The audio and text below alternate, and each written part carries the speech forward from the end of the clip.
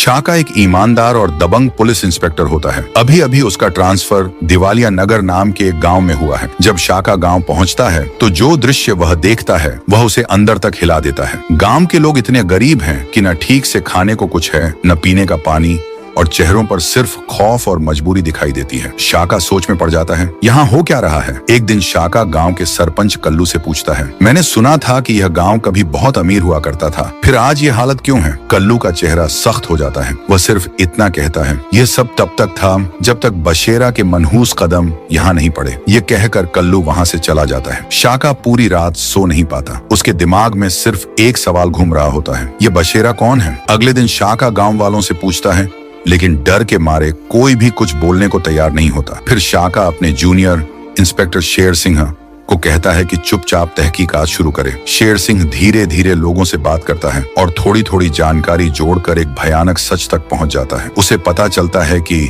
बशेरा का एक छुपा हुआ अड्डा है, एक फैक्ट्री है जहां गन्स की स्मगलिंग होती है। वह हर हफ्ते गांव वालों से जबरदस्ती कमाई ले जाता है। गांव का पानी भी उसने फैक्ट्री के जहरीले कचरे से खराब कर दिया है। ये सब सुनकर शेर सिंह हैरान रह जाता है और तुरंत जाकर शाका को सारी बात बता देता है। शाका का खून खौल उठता है। वह सोचता है, ये कैसे हो सकता है कि इतना जुल्म हो और कोई आवाज भी न उठाए। शाका फिर से सरपंच कल्लू के पास जाता है और गवाही देने को कहता है, लेकिन कल्लू घबराकर कहता है, तुमसे पहले भी एक इंस्पेक्टर यहाँ आया था, आज तक पता नहीं चला कि वह जिंदा है या नहीं। अगर अपनी जान प्यारी है तो यहाँ से चला जाओ। ये सुनकर शाका समझ जाता है कि यह मामला साधारण नहीं, ये जंग है। अब शाका एक खामोश और खतरनाक योजना बनाने लगता है। सवाल ये है दोस्तों, क्या इंस्पेक्टर शाका दिवालिया नगर को बचा पाएगा। वह इंस्पेक्टर जो पहले यहाँ आया था वह कहाँ गया। क्या बशेरा ने कुछ किया। देखिए अगला भाग।